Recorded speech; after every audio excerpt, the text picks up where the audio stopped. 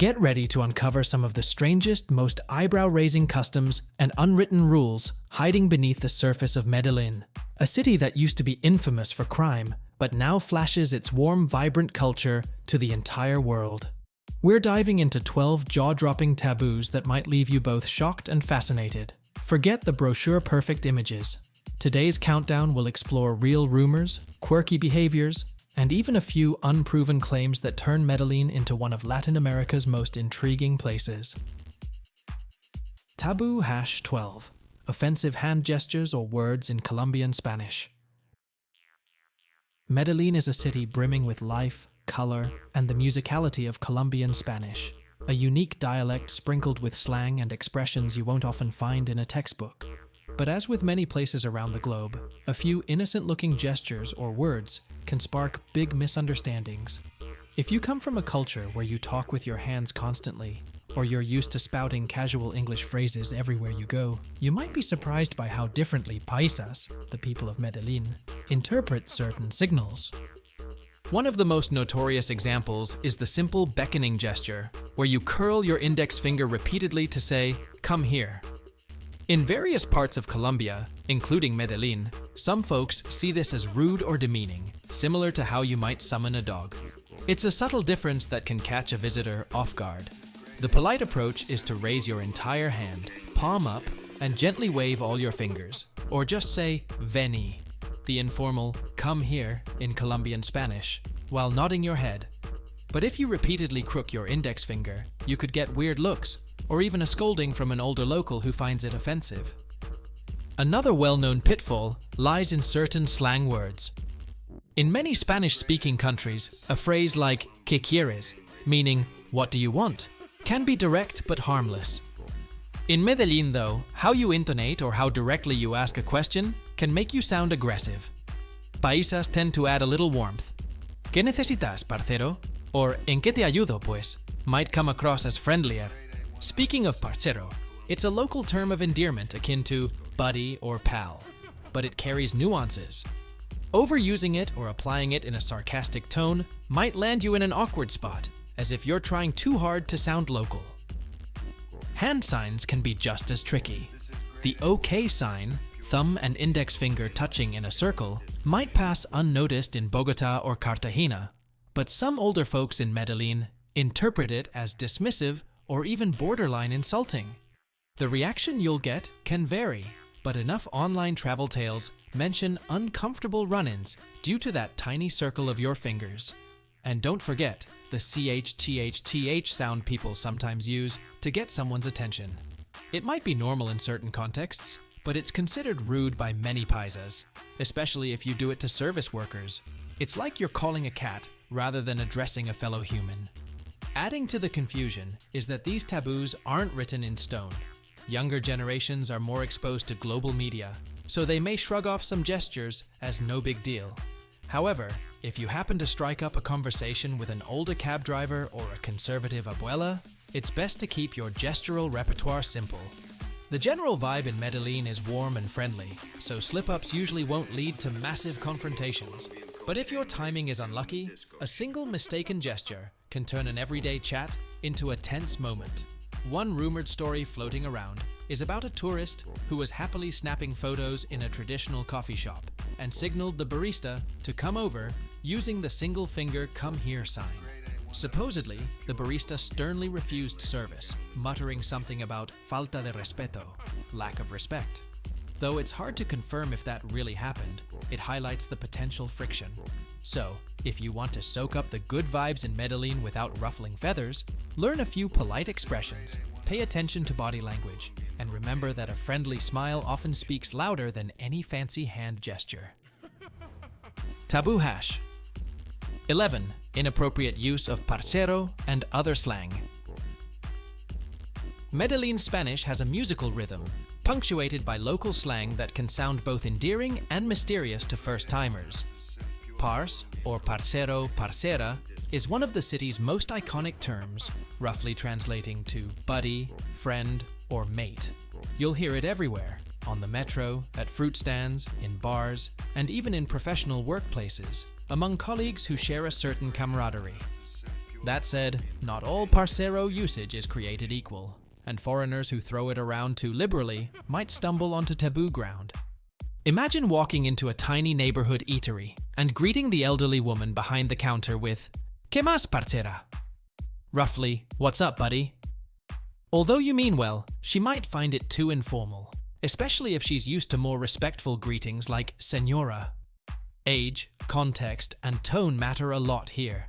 While some older folks consider parse endearing if they know you well, others might see it as crossing a line, especially if they sense you're faking the local accent or mocking the paisa style. Then there's the question of curses in Medellin slang. Terms like gonorrhea, for example, are heard among young friends as a sort of half-joking insult. But it's extremely offensive when directed at the wrong person or used in the wrong environment. Foreigners who hear local teenagers using the word gonorrhea among themselves might assume it's a casual expression for wow or jerk. Little do they realize how deeply insulting it can be if used incorrectly. The line between friendly banter and outright verbal aggression in Colombian Spanish can be razor thin, shaped by tone, body language, and context. As for hijueputa, one of the strongest Spanish swear words, it can express anything from surprise to anger. In a comedic context among close friends, it might garner laughs, but if you shout it in the middle of a restaurant, expect heads to turn. The local ear is finely attuned to how these words land. In fact, many paisas are highly protective of their dialect, seeing it as part of their identity. They might roll their eyes if they catch a tourist dropping a heavy swear word they clearly don't understand. Travel forums are full of stories about travelers trying to blend in by peppering every sentence with parse. Some say they gained street cred among local buddies. Others mention being corrected or even teased for overdoing it. There's also chatter about a certain intangible sense that locals have. They can usually tell when a foreigner is adopting slang out of genuine affection or merely trying to act cool. Slip up, and you might get teased or called out. Nail it, and you'll earn an approving grin. Maybe even an invitation to try some homemade aguardiente at the next get-together. Speaking of aguardiente, a well-known meme claims that downing shots of this anise-flavored liquor will instantly transform you into a certified parcero. That's obviously an exaggeration, but it points to a broader truth. Language and social rituals go hand in hand. Many paisas welcome efforts to learn Spanish, including local slang. They see it as respect for their culture, but that respect has to come paired with humility. If you walk in like you own the place, tossing around expletives or forced slang, you might end up stepping on toes. Ultimately, if you're new in Medellin and itching to try the local lingo, pay attention to how people around you speak. Listen first, pick up the rhythm, and ease into slang gently. Always be aware of your audience. Using parcero with a taxi driver, your age is likely fine, but using it with an older bank clerk might not be so wise. And while some travelers love collecting exotic swear words, think twice before you experiment in a random public setting. In the land of a million, ¿Qué más, pues? Greetings, politeness, and authenticity still rule the day. Taboo #10. Overly revealing clothing versus traditional paisa etiquette. Medellin is often touted for its trendy fashion sense. Walk through neighborhoods like El Poblado or Laureles, and you'll see boutiques showcasing stylish jeans, fitted tops, and the latest footwear. On weekends, the city's nightlife spots light up with everything from chic dresses to edgy streetwear. However, some travelers assume that because Colombia is in the tropics, they can dress in the skimpiest outfits everywhere they go. That's where it gets tricky. While paisas appreciate modern fashion, certain corners of Medellin remain more conservative than outsiders realize. One big misconception is that Medellin's mild climate, often referred to as the City of Eternal Spring, equates to beach attire. In truth, there's no ocean around for hundreds of miles, and locals typically wear pants or jeans more than shorts or miniskirts, especially in downtown or traditional areas. Sure, younger crowds in upscale clubs might don revealing outfits, but that doesn't automatically translate to acceptance in mom-and-pop cafes, markets, or family gatherings. Some women from small towns or older generations might quietly frown upon extremely low-cut tops or micro shorts in everyday scenarios. An unproven yet persistent rumor claims that in certain parts of the city, wearing overly revealing clothing is not just frowned upon, but could mark you as a target for theft or harassment. While no official data directly confirms this, travelers on forums occasionally recount uneasy experiences, like being catcalled more aggressively or feeling singled out on the metro. Others argue it's pure speculation, maintaining that many paisas embrace modern style. Still, the idea persists, possibly fueled by a mix of anecdotal evidence and broader cultural norms about modesty. You might also bump into an older generation's unwritten rule that in formal or semi-formal settings, like church services, family lunches, or business appointments, shorts and flip-flops are a no-go. This isn't unique to Medellin. Many Latin American societies hold more traditional standards about clothing in certain contexts. Although younger paisas might not bat an eye, a few seniors might see it as disrespectful if you show up wearing gym clothes to a Sunday lunch. That doesn't mean you'll be kicked out, but you might sense a difference in how warmly you're received. Another angle that's often overlooked is how men dress. Tourists focusing on women's fashion sometimes forget that local men also follow certain unspoken rules. Soccer jerseys and sneakers are perfectly normal for a weekend with friends, but strolling into a fancy restaurant in baggy sports attire might be seen as tacky. Medellin's emphasis on arreglars, looking put together, crosses gender lines. Many paisa men take pride in neat hairstyles, polished shoes, and well-fitting clothes. Being too sloppy can stick out like a sore thumb and send the message that you don't respect the occasion. All that said, Medellin is evolving quickly. Plenty of hip restaurants and bars cater to international crowds accustomed to seeing all sorts of outfits. Younger Colombians, especially those active on social media, are exploring bolder fashion statements. But if you wander away from tourist hubs into more traditional neighborhoods, you'll likely notice different expectations. Dressing more conservatively, or at least smart casual, can smooth your interactions with locals and avoid prying eyes. The city is big on courtesy, so the old adage "dress for the occasion" rings true. If you're unsure, observe what most local folks are wearing in your immediate environment. See a bunch of people in tank tops and shorts? Probably safe. Spot a lot of long pants and blouses? Maybe pull out a light jacket or wear a more modest outfit.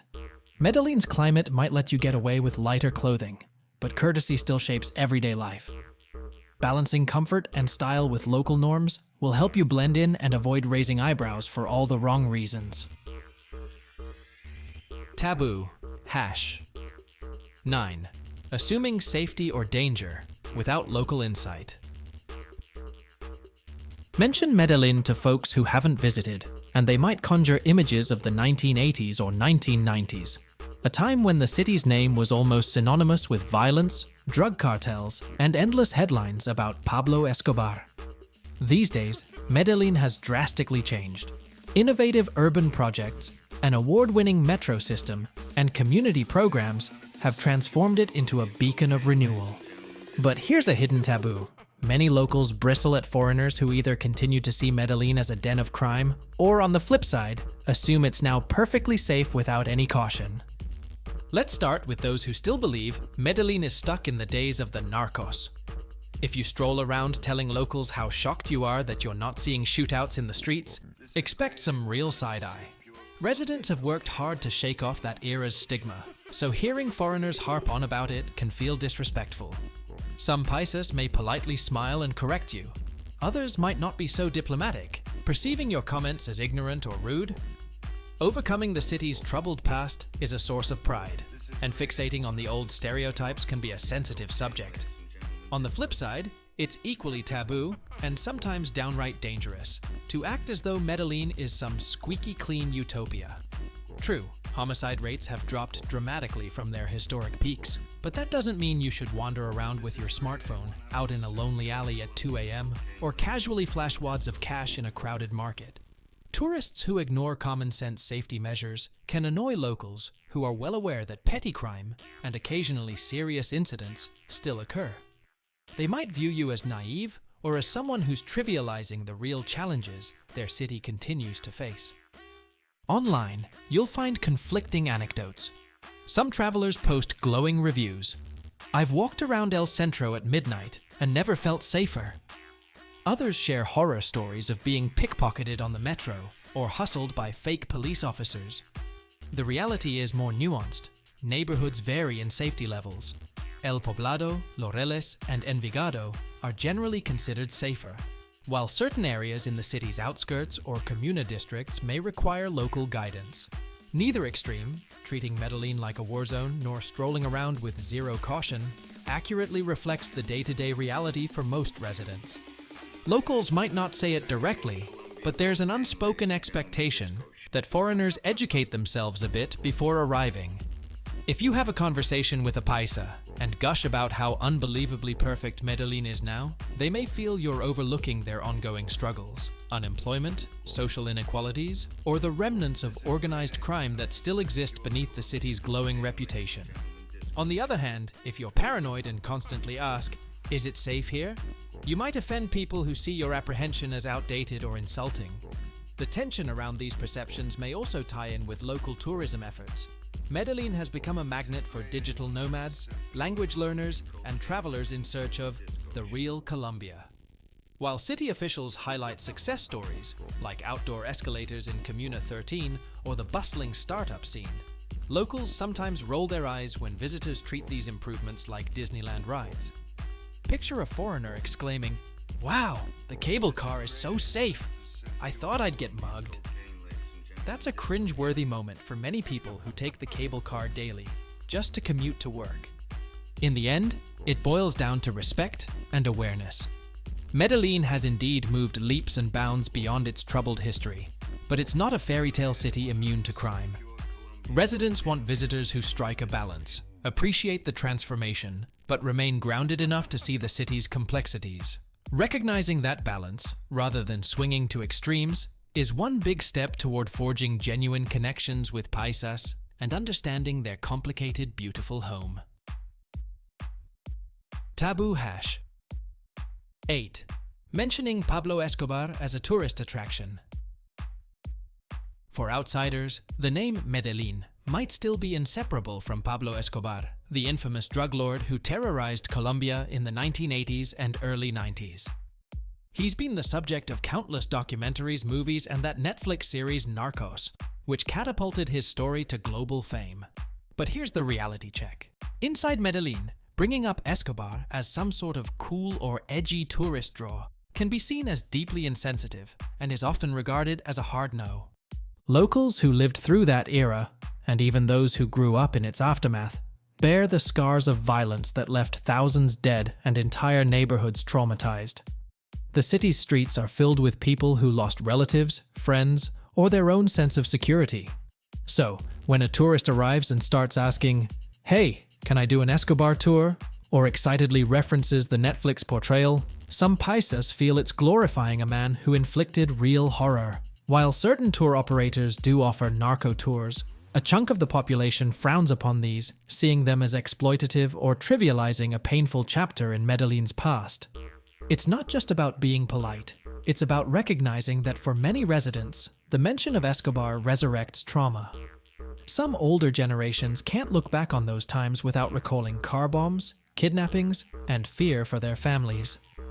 Younger folks might not have lived it firsthand, but they've heard enough stories to feel unsettled by the notion of Escobar as a dark tourism attraction. In some circles, even uttering his name carelessly can shut down a conversation or spark a tense debate. The taboo intensifies if you wear merchandise referencing Escobar or the narco lifestyle, like t-shirts plastered with his face or quotes from Narcos. Online travel forums occasionally highlight incidents where foreigners sporting these shirts were confronted by offended locals. Rumor has it that in a few bars, bouncers might politely, or not so politely, ask you to leave if you show up wearing that kind of apparel. While there's no universal dress code enforcement, the social cost is real. Why risk alienating locals who could have been your new friends? Some visitors have tried to argue that they're just interested in history, wanting to learn the real story. In fairness, there are legitimate historians and community leaders who discuss the city's narco era in a respectful manner, focusing on the societal repercussions rather than sensationalizing Escobar's crimes. Indeed, guided visits to places like La Catedral, the prison-turned resort where Escobar was briefly held, can delve into the complexities of the drug war. But seeking the facts is different from treating Escobar's old haunts like a twisted theme park ride. There's also a segment of paisas who see some financial benefit in narco-tourism, particularly those who lead tours emphasizing how Medellin overcame that dark time. They argue that telling the whole story, including Escobar's role, helps visitors understand the city's resilience and metamorphosis. This perspective isn't universally accepted. Many believe it's still exploitative to bring tourists to grave sites or neighborhoods heavily impacted by violence for the sake of shock value.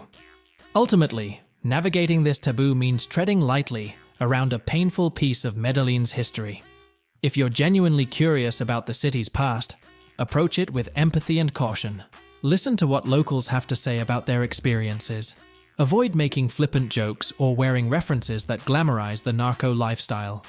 Above all, remember that your curiosity about Escobar is tapping into someone else's lived trauma.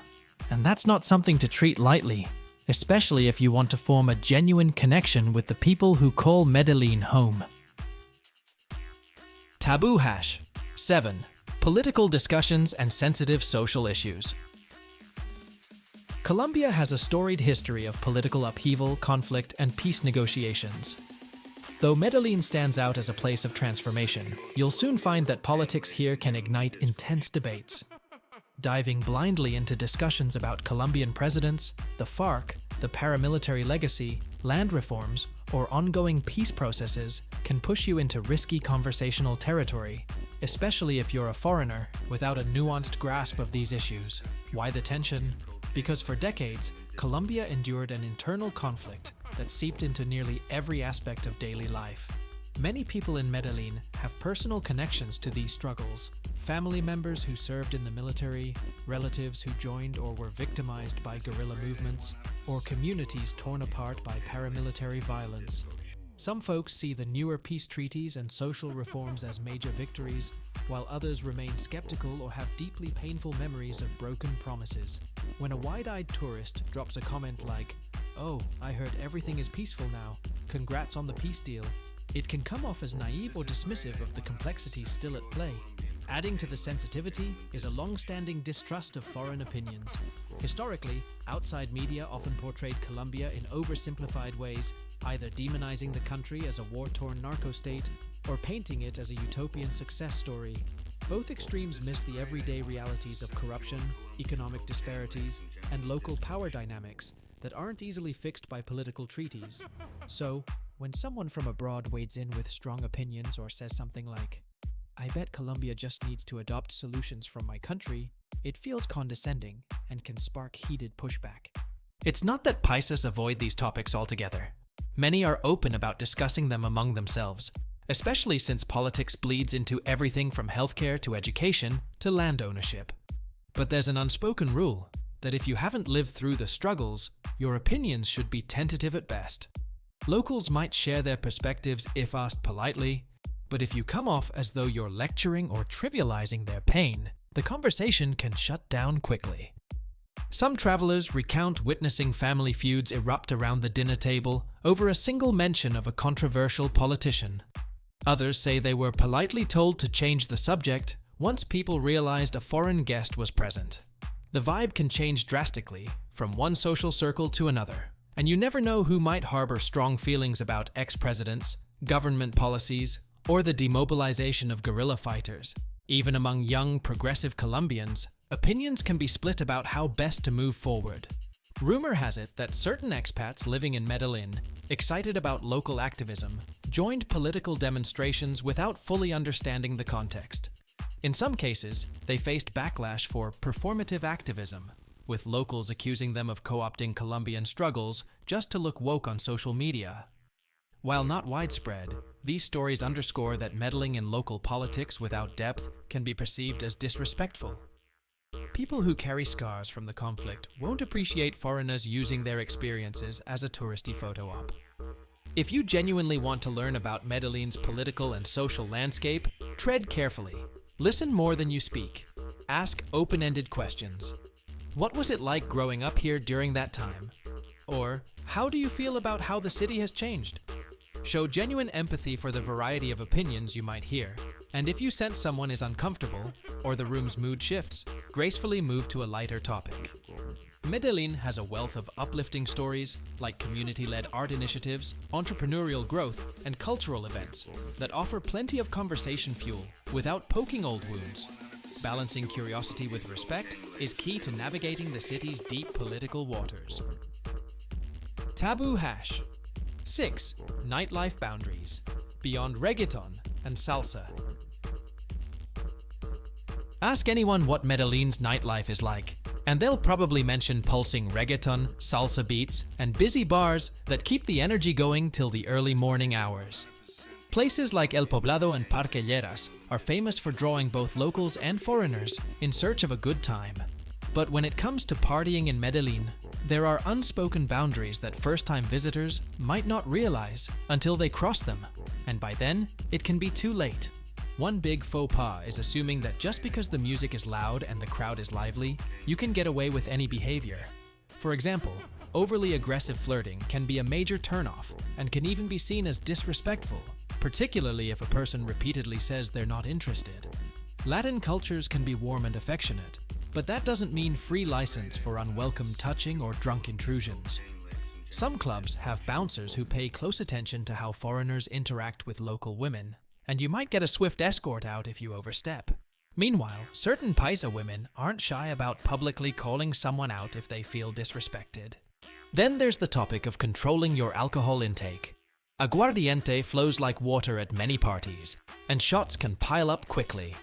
But staggering around in a blackout state or starting fights can spark real consequences, including local police stepping in. Rumors of spiked drinks also swirl around certain bars, especially in crowded tourist hotspots. These rumors might be overblown, but they reflect a genuine concern. Letting your guard down too far can turn a fun night into a horror story. Locals advise keeping an eye on your beverage and not accepting drinks from random strangers unless you have reason to trust them. It's not just about personal safety. Some paisas grow resentful when foreigners treat their city's nightlife as a lawless playground. They take pride in Medellin's vibrant party scene and want it to remain a place where people can dance, chat, and enjoy themselves responsibly. Acting rowdy or ignoring basic etiquette, like politely waiting in line, tipping bartenders, and not hogging the dance floor, can earn you a reputation as otro gringo maleducado, another rude foreigner. That label spreads fast, especially in smaller circles, or if you become a repeat offender. Interestingly, there are also rumors about secret or members-only clubs that operate behind unmarked doors, offering more private party atmospheres. Some people say these spots are strictly for Medellin's elite, or for circles rumored to be connected to unsavory business networks. While it's hard to confirm whether these clubs are truly hush-hush or just exaggerated stories, they add a layer of mystique to the city's nightlife. If you do somehow score an invite, you should be doubly cautious. Offending the wrong person in such an environment could have bigger repercussions than getting kicked out of a normal bar. Salsa fans and reggaeton lovers should also note that each music scene has its own set of norms. In a salsa bar, for example, you might need to ask someone to dance politely. Just grabbing a hand out of nowhere might seem too forward. In a reggaeton spot, spontaneous grinding might be more acceptable, but that doesn't replace consent. Keep an eye on cues. If someone looks uncomfortable or steps away, respect that boundary.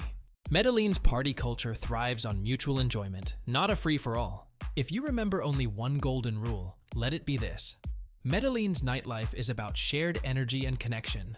Locals welcome newcomers who want to experience that vibe, but they expect a baseline of courtesy. Show genuine interest in the music, the people, and the environment, and you'll likely have a blast. Overstep or treat the scene as your personal playground, and you might find yourself on the receiving end of a real lesson in paisa hospitality, and not the good kind.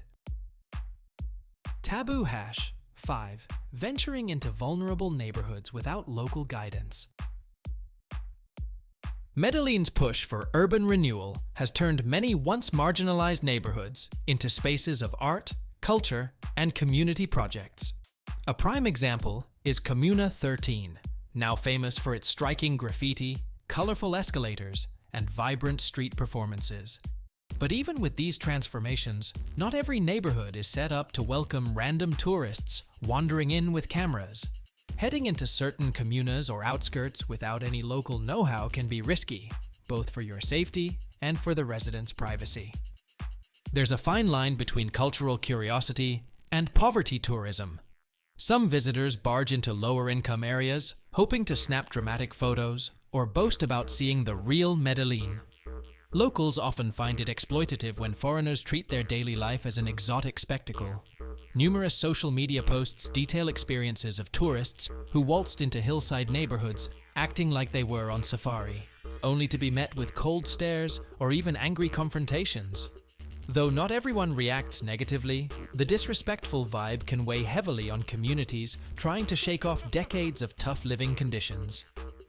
Organized tours in places like Comuna 13 can be a great way to learn about the neighborhood's transformation from conflict-ridden territory to a cultural landmark. These tours often involve local guides who grew up there, offering genuine insights into the region's history and struggles. However, critics say some tours are run by outsiders looking to profit off another community's pain.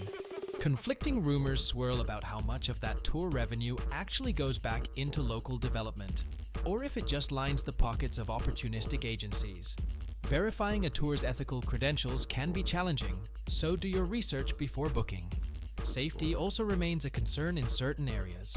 While Comuna 13 has become a tourist hotspot, other comunas might still be dominated by local gangs or have minimal police presence. Stories drift around about foreigners who strolled into a random hillside neighborhood because it had cool graffiti, only to be robbed or threatened within minutes. It's not that these neighborhoods are universally hostile. Plenty of good people live there. But the socioeconomic realities and presence of criminal elements can make an uninvited foreigner with expensive gadgets a tempting target. Some travelers think it's courageous or edgy to go off the beaten path, rejecting any notion that they need a guide. But from the local perspective, blindly venturing in can be insulting. Imagine if a stranger walked into your private backyard, snapping pictures of your laundry on the line. That's the vibe some neighborhoods get when they see camera-toting tourists wandering around without respect or permission. Moreover, they might assume you're some kind of journalist investigating local gang activity, which could put you, and potentially them, in a precarious situation. There's also the matter of how you conduct yourself if you do visit. Are you greeting people politely, learning a few Spanish phrases, and asking permission before taking photos? Or are you gawking and treating locals like props in your personal documentary? The difference is huge. One approach can spark genuine connections and mutual understanding. The other can breed resentment. As a rule of thumb, if you're itching to explore a lesser-known part of Medellin, consider hooking up with a reputable community organization, local guide, or cultural project.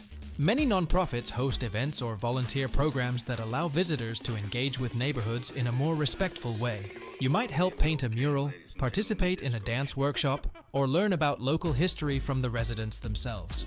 That approach not only reduces the awkwardness factor, but also ensures you're not trespassing on local pride and privacy. So, before setting off with your smartphone in one hand and your sense of adventure in the other, think carefully about the potential impacts of your actions. Medellin's transformation is real and ongoing, but not every community is equally ready or willing to receive curious outsiders. A little planning, cultural sensitivity, and humility can mean the difference between forging a meaningful memory and stumbling into a deeply uncomfortable scenario for everyone involved. Taboo #4: Disrespecting religious and cultural traditions. Medellin sits in the heart of Colombia's coffee region, but it's also a stronghold of deeply rooted traditions, especially those tied to the Catholic Church. Step into almost any neighborhood, and you're bound to see ornate churches, religious iconography, and signs announcing everything from baptism ceremonies to festive Holy Week celebrations. While many paisas are open-minded and appreciate modern lifestyles, scoffing at or mocking these age-old practices can quickly become taboo territory. Catholic festivals like Semana Santa, Holy Week, or La Feria de las Flores, the Festival of Flowers, which includes significant cultural and sometimes religious elements, bring entire communities together. Families might spend weeks preparing special meals, planning processions, or decorating floats that carry religious figures through the streets. If you decide to photograph or observe these events, be respectful. Snickering at the elaborate displays, joking about the superstitions, or prying into why people devote so much time and energy to religious rituals may come across as ignorant or condescending. Beyond Catholicism, Medellin also has pockets of Protestant, evangelical, and even syncretic faiths that blend African or indigenous elements with Christianity. Rumors circulate about clandestine folk rituals in the rural outskirts, where people pay homage to saints or ancestors. While these stories are hard to verify, they fascinate outsiders looking for a spooky or exotic angle. Approaching these practices as a novelty or spectacle can offend practitioners who consider these rites sacred.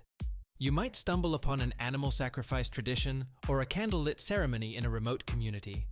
If you do, stepping in with a phone camera or interrupting the ritual can be interpreted as major disrespect. Medellin also hosts an increasingly diverse population, with small groups practicing Judaism, Islam, Buddhism, and various other faiths. Generally, paisas pride themselves on their hospitality, but that tolerance doesn't extend well to individuals who belittle any religion or culture. For instance, making offhand remarks like, "religion is pointless," or "why do you guys still follow these outdated beliefs?" can spark tension. Some might politely change the subject, while others could confront you about your attitude. One unverified legend claims there's a certain church in the city that punishes tourists who enter wearing short shorts or revealing clothing by casting them out with stern words. Whether that's fact or folklore, it points to a broader truth. Many religious spaces in Medellin follow a code of decorum. People kneel, light candles, and pray. They're not exactly looking to be disturbed by tourists taking selfies or chattering loudly in the aisles. Some churches even post signs requesting visitors to dress modestly. If you're not prepared for that, you might find yourself in an awkward standoff with a devout parishioner. Festivals like Día de la Virgen de la Candelaria or Día de San Antonio also hold special significance in certain communities. They might involve processions, dancing, or late-night gatherings. Despite the lively atmosphere, these events are often spiritual at the core. It's taboo to treat them like your personal party. If you're invited, great, celebrate wholeheartedly, but respect the boundaries set by hosts.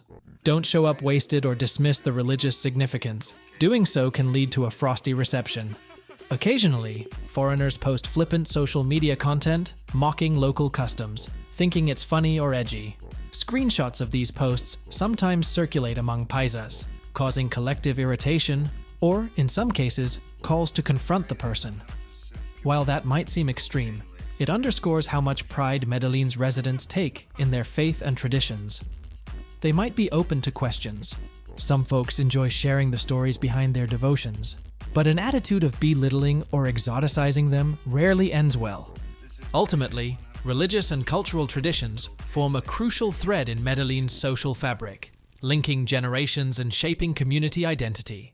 You can learn a lot by asking polite questions, attending events with humility, and acknowledging that what might seem archaic or mysterious to you is deeply meaningful to someone else.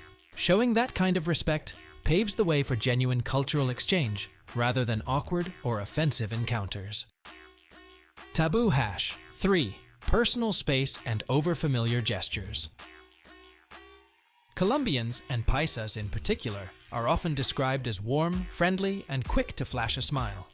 Kissing someone on the cheek in greeting is normal, and hugging acquaintances in certain settings isn't out of place. But there's a subtle dance of social cues and personal comfort zones that outsiders sometimes miss. Overdo the physical touch or misread the signals, and you can step right into taboo territory. Take the simple greeting kiss on the cheek, for example. In Medellin, it's usually one kiss on the right cheek between friends or close acquaintances, and often only among women or when a woman and man greet. Men greeting men typically stick to a handshake or a friendly back pat. Now, if a foreigner rolls up and starts double kissing everyone the way they might in Europe, some folks might be caught off guard. On the flip side, if you offer a handshake to a woman who's leaning in for a cheek kiss, it can lead to an awkward moment. Neither scenario is catastrophic, but each can create that fleeting embarrassment no one wants. Going beyond greetings, certain gestures that might seem harmless back home, like playful shoulder grabs, hair ruffling, or resting a hand on someone's waist, could be misinterpreted here. Especially if you've just met the person, you might come off as overly familiar or even creepy. Some travelers forget that warmth in conversation doesn't automatically translate to open physical contact. Just because a paisa is smiling and chatting enthusiastically, doesn't mean they're comfortable with a stranger's arm draped around them. Online forums abound with tales from people who thought Medellin's friendly reputation meant everyone was game for big hugs and invasive selfies. In more conservative circles or among older individuals, that behavior might prompt a politely forced smile, followed by a quick retreat. Younger crowds might be somewhat more lenient, but even then, boundaries matter. The key is reading body language. If someone steps away or tenses up, they're sending a clue that you're in their personal bubble. There are also a few unproven but sensational claims about pickpockets using the guise of friendly physical contact to rob unsuspecting travelers. According to these rumors, someone might come up in a busy club, act overly friendly, and the next thing you know, your phone or wallet is gone. While these stories may be exaggerated, they highlight the fact that not everyone who touches you in a crowded venue is just being sweet. A bit of awareness is never a bad idea. Interestingly, some locals mention that personal space can vary by class or social setting. Among close-knit families and friends, people can be physically demonstrative, lots of hugging, kissing, patting on the back. In a more formal environment, or with brand new acquaintances, the physical boundaries can be tighter. Being overfamiliar with someone's grandmother, for instance, might be seen as disrespectful, even if the younger folks are hugging you left and right. What about those times you want to express enthusiasm or appreciation? High fives, fist bumps, or a thumbs up can be safer bets. They convey warmth without the intimacy of a hug or kiss. Also, keep in mind that some older paisas might interpret the thumbs up or certain hand signs differently, but generally speaking, these gestures are neutral enough to avoid major misunderstandings. If you're unsure, just watch how locals greet each other in various scenarios. Notice the difference between friends meeting at a cafe, colleagues in an office, or neighbors at a family party. In broad strokes, the rule is mirror what the local does. If they stick out a hand, go for the handshake. If they lean in, meet them with a cheek kiss. And if they maintain a polite distance, it's best to follow suit. These nuances might sound complicated, but once you see them in action, it's easier to pick up the flow. Ultimately, Medellin's vibe is about warmth balanced by respect. Locals appreciate friendliness, but not forced intimacy. The best approach is to stay observant, adapt to cues, and don't take offense if someone doesn't reciprocate your chosen method of greeting. When in doubt, a smile and a simple mucho gusto, nice to meet you, will never steer you wrong. Taboo #2, flaunting wealth or discussing money openly. Wander around Medellin's trendier neighborhoods, and you might see new high-rise apartments, glossy shopping malls, and cafes that rival any you'd find in Miami or Barcelona. Yes, the city has pockets of affluence, and some visitors arrive flush with foreign currency that stretches far in Colombian pesos. But be careful, flashing your cash or constantly highlighting how cheap everything is can be a massive taboo and could invite unwanted attention or resentment. Paisas hold a certain pride in working for what they have, and many have faced economic hardships along the way. So if a traveler strides into a local eatery and loudly proclaims, "This whole meal costs less than $5, that's so cheap," it can sound belittling. Sure, it might be cheap by your standards, but in a local context, that $5 meal may be a luxury for some families. Laughing about how little you're spending can come across as insensitive, implying you're treating their daily life as a bargain bin. Then there's the safety aspect. Medellin might be miles safer than it used to be, but petty crime isn't extinct. Publicly flaunting thick wads of cash, wearing flashy jewelry, or discussing your hefty travel budget can draw the interest of thieves. Stories on social media describe travelers who whipped out large amounts of pesos at markets or bragged about their pricey laptops, and soon found themselves the victims of pickpocketing or worse. Locals will often advise you to keep wealth on the down low. By ignoring that, you risk more than just looking arrogant. You risk losing your stuff. Talking about salaries and big financial wins is also a cultural faux pas. In many Western countries, it's somewhat taboo, but still happens occasionally in casual conversation. In Medellin, Openly grilling someone about their income or boasting about yours can make the other person uneasy. It's not that no one discusses money at all. Families and close friends might share job updates or financial concerns, but broadcasting it to acquaintances or new friends is typically considered impolite.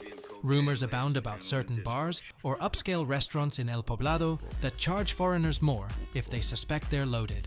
Whether that's a documented fact or just anecdotal, the notion underscores a local perspective.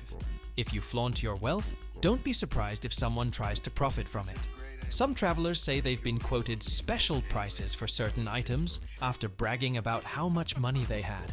Others felt that once the staff pegged them as big spenders, the whole vibe changed. More upcharges, less straightforward service. Of course, not all locals see it that way. Some embrace the spending power of tourists and roll out the red carpet. But that still doesn't negate the deeper cultural norm against boasting. Even wealthy paisas often keep a relatively low profile, dressing tastefully but not showily.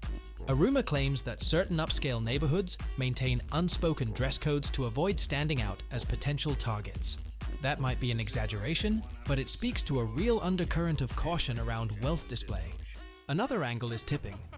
Unlike in the United States, where tipping is almost mandatory, in Medellin, gratuities are often included in the bill as propina.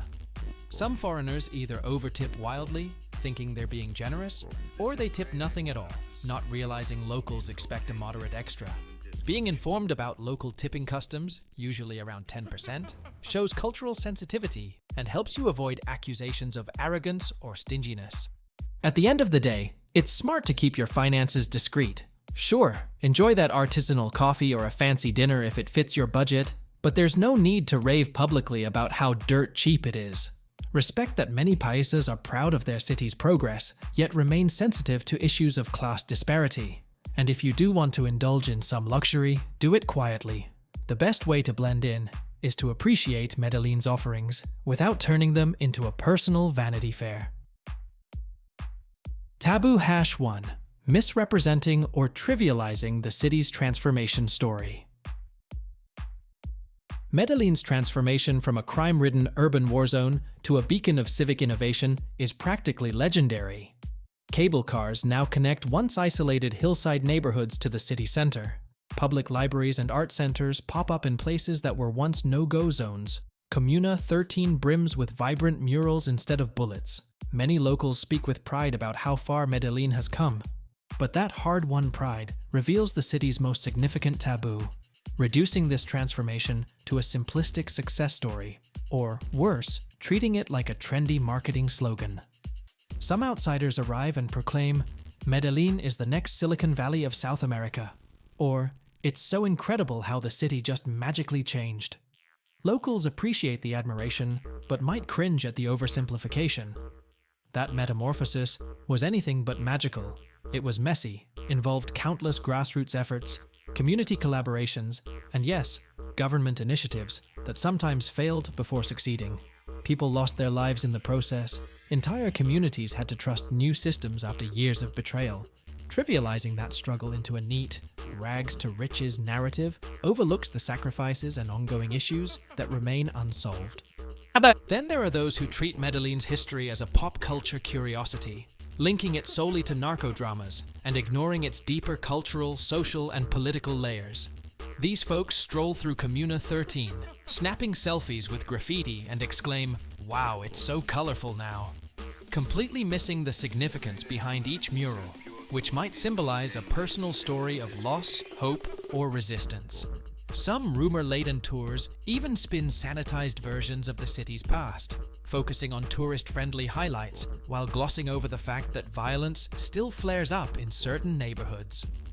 Locals who lived through the worst of the chaos can feel invalidated when foreigners chirp about how cool Medellin is today, without acknowledging the lingering pain.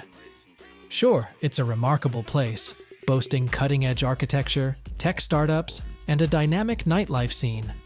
But the story of its rebirth is also a story of displacement, vigilante groups, political corruption, and everyday heroes who rarely get credit. Pretending everything is fixed and fabulous insults the memory of those who never got to see this new Medellin. On the flip side, Some visitors go all gloom and doom, insisting the city hasn't changed at all, that the cartels still rule everything, just more quietly. This viewpoint also rubs locals the wrong way, discounting the massive strides in public safety and community engagement. It lumps all paisas into the same narco culture, ignoring a generation of youth who grew up trying to push beyond that label. It's equally taboo to dismiss the achievements of hard-working residents by saying it's all still run by the underworld. Conversations about transformational tourism can also spark debate. Several social enterprises invite travelers to see community projects, volunteer, or learn about local initiatives aimed at social progress. Done right, these experiences provide education and foster real connections. Done poorly, they risk becoming misery tourism, where well-meaning but uninformed visitors roam impoverished neighborhoods to confirm their own biases. A single shallow tweet praising how inspirational it all is, minus any context, can strike locals as cheap virtue signaling. The gist: Medellin's journey is complicated, layered with triumphs, heartaches, and unanswered questions. If you swoop in, keep the story balanced. Celebrate the successes, like the blossoming cultural scenes, the reductions in overall violence, the incredible sense of community many neighborhoods share. But don't brush aside the lingering issues, from income inequality to sporadic resurgences of gang violence. Don't assume you know the full narrative after a short visit or a Netflix binge. Listen to the people who were there, and respect that each neighborhood may have a different perspective on how far the city has really come. Medellin welcomes visitors who want to learn, celebrate, and see the city for what it is. A place evolving with resilience and creativity, still wrestling with past shadows. By acknowledging the grit behind the glitz, you'll find a more authentic connection with the city's heartbeat. That's the difference between turning Medellin into a superficial success story and joining locals in a conversation that respects both the tragedies and triumphs that shaped this remarkable city.